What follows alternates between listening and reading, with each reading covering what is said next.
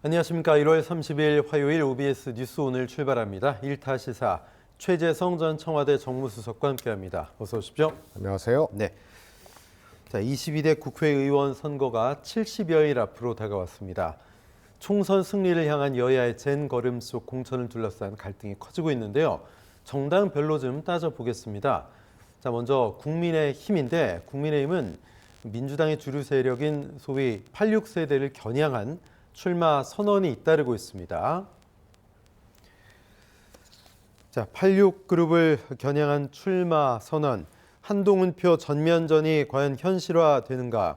마포을에서는 김경률 대 정청래, 그리고 서울 중성동갑은 윤희숙, 김종석, 구로갑은 호준석, 이인영, 그리고 서울 구로을은 태영호 국민의힘 의원이 이쪽으로 윤건영 의원과 대결을 펼칠 의향을 보이고 있습니다. 자, 이외에도 전대협 6기 의장 대행 출신이죠. 박홍근 전 원내대표 중랑을, 거기에는 또 이승환 전 당협위원장이, 또 이재명 대표 비서실장인 천준호 의원에는 경희대 총학생회장 출신인 천준호 의원을 상대로는 강복갑의 전상범 전 부장판사가 겨누고 있습니다. 이른바 국민의힘은 운동권 심판론을 얘기하고 있는데, 그러면서 자객공천 어떻게 보고 계십니까? 우선은 운동권 심판론이라는 게 어처구니가 없거든요. 예. 왜냐하면 여당은 야당을 심판해야 된다 이런 것도 어색하잖아요. 네. 그런데 야당 중에서도 운동권 심판해야 된다 이렇게 네. 들고 나오니까요. 그 자체가 여당이 일종의 이제 선거 전략으로 얘기할 부분들은 아니다. 네. 국민들은 묻고 있잖아요. 지금 집권 세력이 또 대통령이 어떻게 하고 있는지, 또 앞으로 어떻게 할 건지 네. 묻고 있는데요. 그 표적을 피해가는 것 치고는 너무 방향이 엉뚱한 거다, 이런 점을 말씀드리고 싶고요. 민주당 의원들이 또 다 운동권도 아니잖아요, 그죠? 그렇죠. 그래서 저거는 야당 심판론도 굉장히 그 여당이 채택할 수 없는 그런 슬로건이거든요. 그런데 야당 중에서도 운동권 심판론 이렇게 나오니까요. 예. 도대체 저게 어떤 의미로 또 어떤 방향성으로 저런 걸 하고 있는지, 내가 보기에는 한동훈 비대위원장 옆에 정말로 이 선거의 선자도 모르는 사람들이 좀 네. 엉뚱한 얘기를 하고 그것이 수용된 거 아닌가 싶고요. 또 하나는 저 대진표에서 보듯이요. 저게 일관성이 없거든요. 일단 김경률 비대위원하고 그다음에 이재명 대표한테 또 도전장을 내민 누굽니까? 원희룡 장관. 네. 여기가 다 86 운동권이거든요. 운동권 김경률 씨도 뭐 참여연대 출신. 그다음에 윤건영 의원한테 또 이 태영호 의원. 예. 그러니까 뭐 100번 양보해서 그래 여당이 운동권 심판론이라는 말도 안 되는 표적을 들고 나왔다. 그런데 왜 윤건영한테 태영호냐? 설명이 필요하잖아. 그런데 무조건 운동권 출신이기 때문에 태영호도 좋다. 혹은 여당 내에 또 운동권 출신을 가지고 또 운동권 잡겠다고 나오고. 지금 구로을은 사실 뭐 이렇게 얘기하면 그렇지만 갈 사람이 없어서 태영호 의원 아닙니까? 어떻게 보면요, 좀. 아니 그러니까요. 그런데 예. 그게 전제가 뭡니까? 그 표적이 운동권 청산론이거든요. 네네. 심판론이고. 네. 그래서 인물 구도도 안 맞는 거고요. 또 이 임종석 의원을 또 표적으로 하고 있는 윤희숙 전 의원 같은 경우에는 두 분이 설화가 한참이죠, 요즘. 네. 뭐 자칭 경제 전문가라는 네, 네. 거 아니에요? 그런데 이 정부에 대해서 국민들이 제일 세게 묻고 있는 거, 민생 경제 이거 어떻게 되는 거냐? 네. 물가 어떻게 되는 거냐? 그래서 이런 것에 대해서 무능함을 보이고 있고, 무능함을 넘어서서 그야말로 대통령의 폭정이 이루어지고 있는 이런 상황에서 핵심은 민생과 경제거든요.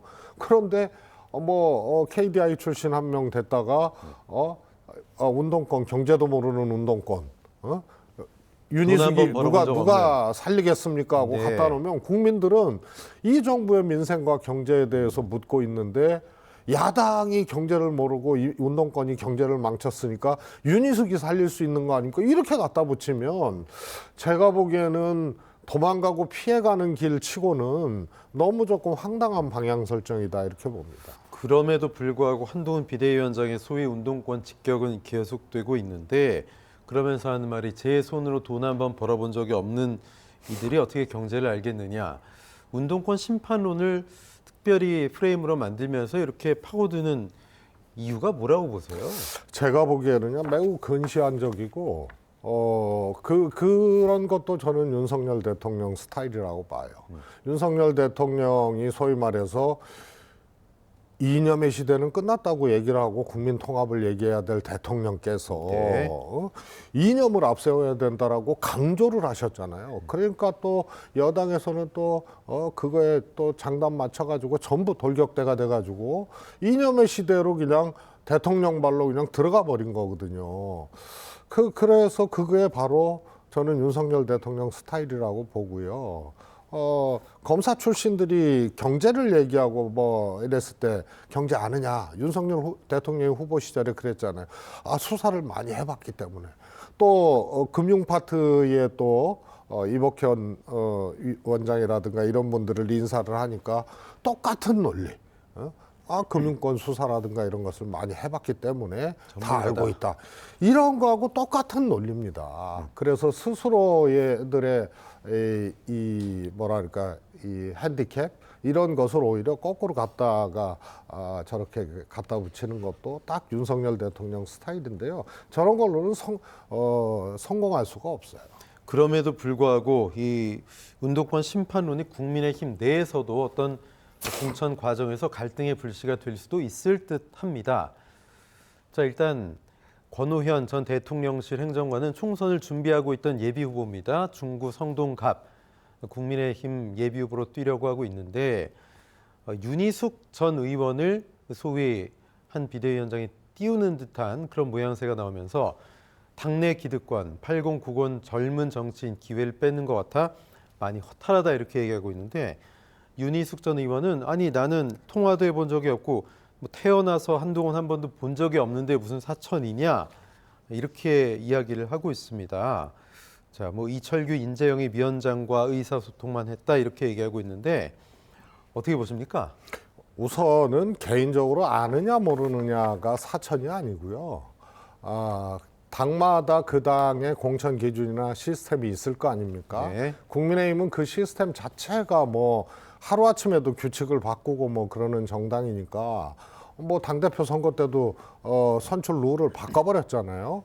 그래서 대의원 비중, 당원 비중을 왕창 늘리고 여론조사에서 김기현 대표가 안 되니까 여론조사를 비중을 아예 없애버리는 그래서 시스템이 그렇게 견고하지가 않은 정당이긴 하지만 공천의 일반적인 관리 과정 이런 것을 통상 시스템이라고 한다면 그런 것을 거치지 않고 공천 관리를 해야 될 비대위원장이 직접 손들어줘 버리면은 그거는 앞뒤가 안 맞는 거예요. 그래서 그런 의미에서 시스템을 무너뜨리고 비대위원장이 저렇게 손들어주는 게임을 하는 것이 맞느냐 이런 지적을 하는 거지 개인적으로 만난 적이 있고 없고의 문제가 아니거든요.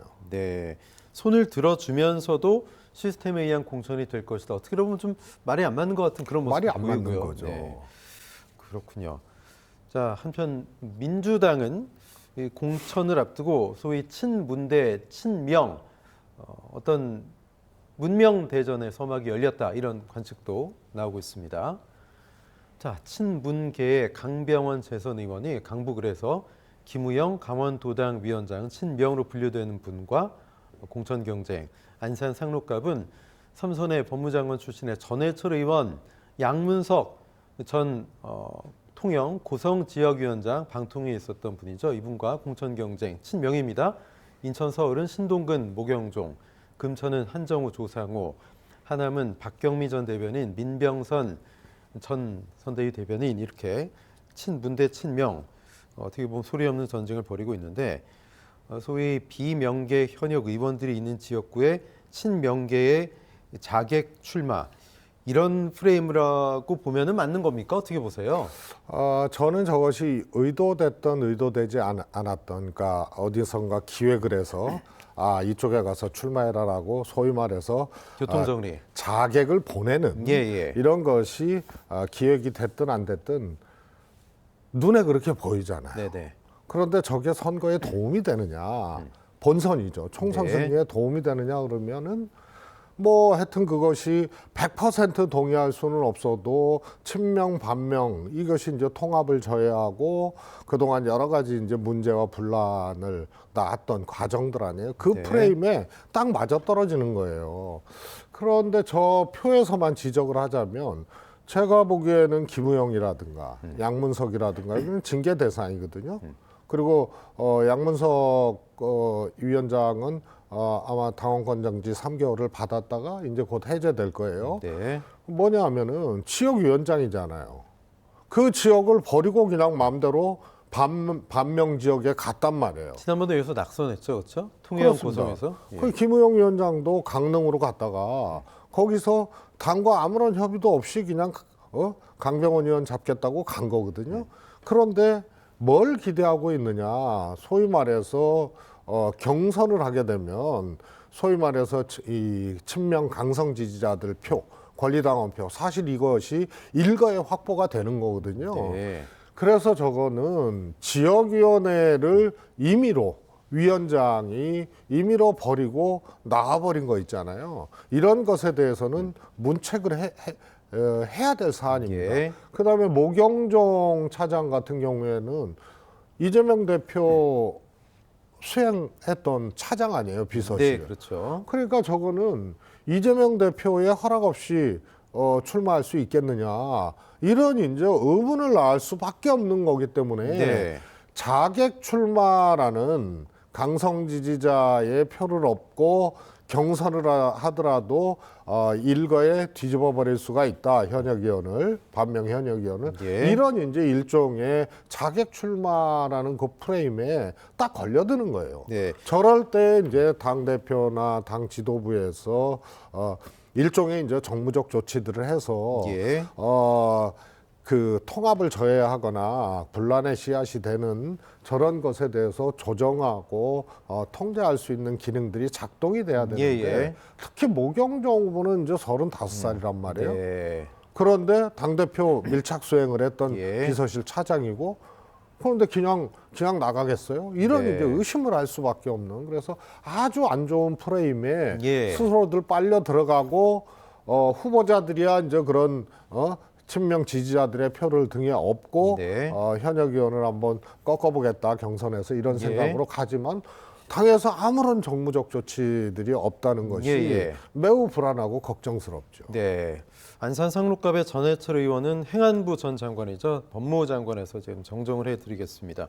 그래도 본인들이 직접 찾아갔을 수도 있잖아요. 누가 보낸 게 아니라 소위 좀 만만할 것 같아 비명 의원들이 있기 때문에 그렇게 볼 수는 없을까요? 그래서 당에 네.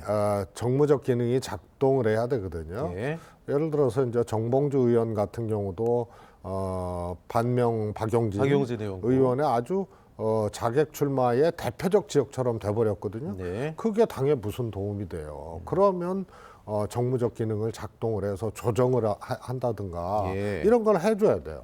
그 전에 2020년 총선이죠. 그때 금태섭 의원이 반문의 아주 대표적인 분 아니었어요? 네. 그런데 거기에 정봉주 의원이 출마하려고 그런 건 당에서 못하게 했어요. 그다음에 누굽니까? 김남국 의원이 하려고 그런 것도 못하게 했고. 그래서 그것이 반문을 죽이려고 한다. 반문을 밟으려고 한다. 이런 어떤 이 뭐라 그럴까요? 이 지적에 딱 들어맞는 거기 때문에 못했거든요. 그래서 금태섭 의원은 사실 자기가 반문했다고 소위 말해서 이제 피해를 입었다 이렇게 주장할 근거가 없는 게 그런 분들 또 문재인 청와대 출신 안 돼 이런 이제 기준을 세워가지고 경선을 하더라도 셀럽이나 청와대 출신 안 돼. 그거는 왜냐하면 반문 금태섭 죽이기 프로그램에 저 프레임에 딱 맞아 떨어지는 네. 거고 총선에 도움이 안 되기 때문에 안 돼서 예. 무명의 강선우 지금 의원이 나가서 이긴 네. 거거든요. 예. 그런데 지금 아무 조치도 없이 저렇게 손 놓고 있으면 저거는 민주당의 힘으로 조금 더 공천을 좀 객관적으로 또 통합적으로 이렇게 해 나가면 국민의힘 같은 경우에는 사실 인위적으로 이 생각만으로 돌파할 수 없는 공천구도의 한계가 있어요. 네. 우선 대통령과 한동훈 위원장이 지금 앞으로 이제 공천을 놓고 제가 보기에는 충돌하게 돼 있어요. 네. 그 전에는 대통령이 그냥 이 국민의힘 공천을 좌우지해버리는 그러니까 뭐 파이가 현역 의원이 많지 않기 때문에 파이가 그렇게 큰 상황은 아니지만 과거보다는 그러나 대통령이 그냥 그립을 꽉 쥐고 좌우지를 해버리는 그런 상황이 예견되다가 한동훈 위원장이 지금 아까 말씀드린 저런 방식의 이제 공천이라는 예. 그런데 저분들이 또 김건희 여사 문제나 이런 데에서 지적했던 분들이 계시거든요. 네. 뭐 윤희숙 의원도 지적을 그렇죠. 했고요. 네. 대표적으로 김경률 비대위원. 네. 이러니까 충돌이 생긴데 이 충돌 이면에는 공천에 소위 말해서 영향력을 행사할 수 있는 사람이 한 명에서 두 명으로 일단 늘은 거예요. 대통령과 한동훈 비대위원. 예. 근데 생각이 똑같지가 않아요. 네. 그러니까 더 어려워지는 이런 상황인데 민주당이 통합적 공천 그다음에 잘못된 프레임을 뛰어넘어서 총선 승리에 기여하는 공천 이런 것을 노력을 하면 할 수 있다는 그런 상대적인 장점이 있는데 이걸 못하고 있는 게 매우 좀 안타깝고요. 예. 게다가 이제 비명에서 지금 친문하고 또 각을 세우는데 그렇죠. 당의 정무적 기능이 전혀 작동이 안 되고 있잖아요.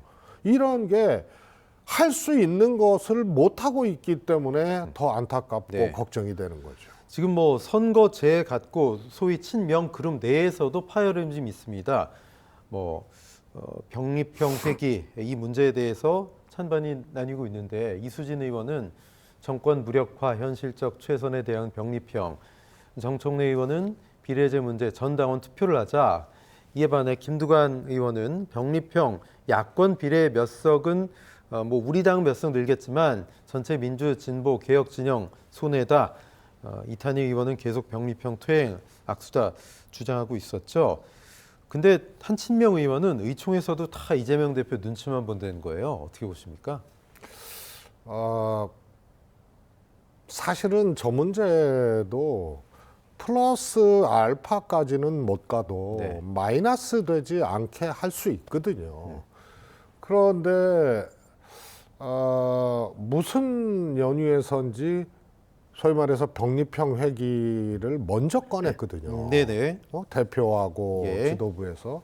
그래서 의견 수렴의 과정이라든가 이런 것들을 밟지 않고 먼저 꺼내가지고 화를 자초한 경향이 있어요. 그래서 저거는 그야말로 친명이든 비명이든 의원마다 생각이 다르기 때문에 긁어부스럼을 만든 케이스다. 지도부가.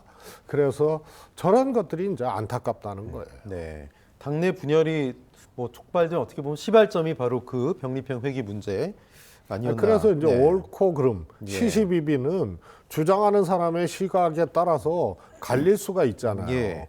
그래서 정치적 판단, 정무적 기능들이 작동을 해야 되거든요. 예. 그런데 대표하고 지도부에서 먼저 한 걸음 그냥 병립형 네네. 회기로 나가버리고 멋있게 지면 무슨 소용이냐 이런 그러니까요. 말을 했었고 예. 그러니까 당내 반발이 일어나고 네. 친명계 내에서도 침묵하거나 또 병립형 회기에 대해서 예. 다른 생각을 갖고 있는 사람도 있고 이런 이제 과정 자체를 매니지먼트하는 이런 게 완전히 잘못된 거죠. 그래서 마이너스를 자초하고 있는 거예요. 네. 민주당 뭐 네 분 뭐 글쎄요 아직까지 좀 불씨가 남아 있지 않나 싶고요. 이번엔 제3지대 얘기 좀 해보죠. 이준석 대표의 개혁신당입니다. 뭐 뉴스메이커 더 나아가서 뭐 노이즈 마케팅이 특기라고 해야 될까요? 특히 요즘 국면에 더 이준석 대표의 특기가 나온 것 같습니다. 어떻게 보면 이제 젠더 갈등까지 촉발된 그런 논란이 있는데 군 문제 상당히 예민하죠. 경찰, 해양 소방, 교정, 직렬해서 신규 공무원이 되려고 한다면 성별에 관계없이 군대를 갔다 와야 된다. 이걸 의무화해야 된다. 기자가 남녀 갈라치기냐?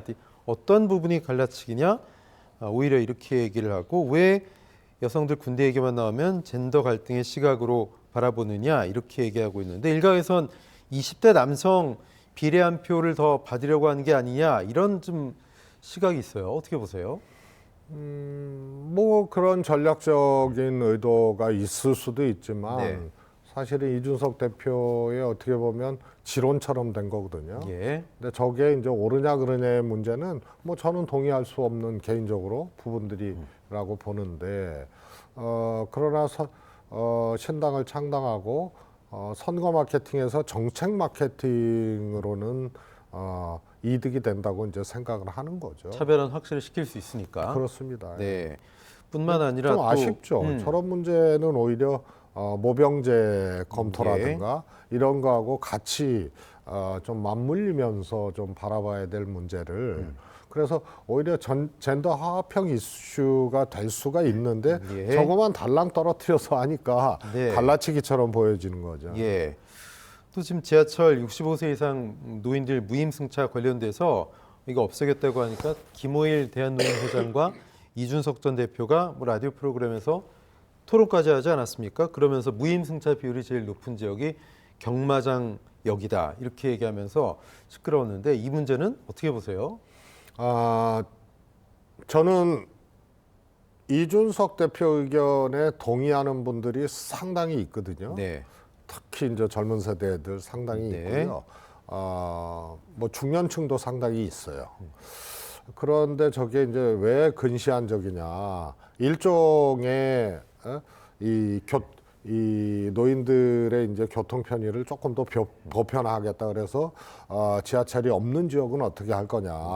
그래서 1년에 12만 원씩 보편적으로 하겠다는 거거든요. 그런데 한쪽에서는 아주 오랜 동안 그것이 시행돼 왔던 거기 때문에 이 살을 떼서 다른 거를 한다는 거는 사실 복지 일반론적 입장에서는 그게 온당치가 않고 불가능한 네. 거고요. 예. 또 이제 선행된 연구 같은 거를 조금 이렇게 들여다볼 필요가 있어요. 네. 저것을 그냥 무임승차 문제로만 볼 거냐 아니면 고령화가 빨리 진행되고 노인 네. 빈곤이 많고 그다음에 어르신들이 이제 건강 문제라든가 이런 것에 대한 이제 조사라든가 연구라든가 이런 것을 전체적으로 봤을 때 소위 말해서 이 무임승차라는 것이 비용 대비해서 효과가 있다 그러면은 그거를 포기할 필요는 없는 거예요. 그다음에 또 하나는 뭐냐면 적자의 원인은 뭐냐면 저기서 돈을 떼간다가 아니고 받아야 될 노인들한테 못 받기 때문에 수입이 준다는 얘기거든요. 그러면 그 부분 대비해서 다른 효과하고 비교 분석해서 그 예산으로 과연 다른 정책 효과까지 예. 얻을 수 있다면 그건 플러스거든요. 네. 그래서 저것도 제가 보기에는 아주 뭐라 그럴까요? 심도 있는 예. 그런 이 고급 정책은 네. 아니다 이렇게 보고 싶습니다. 알겠습니다. 이 자리에서 최재성 수석께서 삼지대 빅텐트가 쉽지 않을 거다라고 예측을 해주셨는데 개혁신당 한국의힘을 합쳤고 개혁미래당까지 만들어졌는데 두 세력이 합쳐지기는 상당히 좀 난항이 있어 보입니다. 그렇게 보시는 거죠 앞으로도? 저는 그렇게 보고요. 네. 이낙연 대표께서는 대선 후보로 나오셔갖고 이재명 대표하고 경쟁을 했다가 패배했잖아요. 네. 그리고 정치도 오랫동안 해오시고 예. 그런데 탈당해서 신당 만들었거든요. 그러니까 누구하고도 통합을 해서 우선 당장 이 몸집을 좀 불려야 되는 이런 것이 혼자의 힘이 아니고 통합적으로 신당 세력을 묶어내야 거기서 이제 발판이 생긴다고 생각을 하지만 이준석 대표는 대선 후보로 나선 적이 없거든요. 그리고 보수라는 그라운드에서 개혁 보수의 이름을 가지고 보수라는 그라운드를 떠날 수가 없어요. 그래서 너무 이질적이거나 다른 당의 민주당의 당력이 너무 컸거나 거기에서 또 대표적 상징적인 역할을 해왔던 분이거나 이런 분들하고 화학적으로 결합을 해서 통합신당을 한다는 거는 근본적으로 어려운 문제입니다. 네. 그래서 돌아갈 보수 그라운드가 예정돼 있고 본인의 정치 스케줄 속에도 있기 때문에 근본적으로 불가능한 거죠. 예. 뭐 제3지대 신당들이 뭐 복수의 중텐트로 재편되면서 주도권을 어디가 잡느냐가 좀 중요해 보이는데 어떻게 예상하세요? 그거는 뭐 일종의 이제 틈새 시장이죠. 네. 틈새 시장에 이제 민심에 달려 있는 건데요. 현재로서는 이준석 대표의 뭐 몇 가지 이제 관건적인 요소를 짚어보면 네. 이슈 주도 능력이 있잖아요. 그다음에 어떻든 정책 이슈를 생산해서 주도하는 게 있고요. 예. 현안 대응 능력이 있거든요. 그리고 조금 뭐라 그럴까요? 이름이 개혁신당 아니에요? 이름도 잘 졌고요. 그리고 이제 이 기존의 양당을 이탈해서 신당을 모색하거나 이랬던 과거의 전례에 비추어 봤을 때 좀 프레시하죠. 그래서 이런 등등의 점들이 틈새 시장의 장악력, 틈새 시장에서의 민심을 조금 더 얻는 예. 거 이런 것은 이준석 대표가 현재까지는 조금 앞서고 있지 않나 싶습니다. 알겠습니다. 일타 시사 최재성 수석과 말씀 나눴습니다. 고맙습니다. 감사합니다. 네.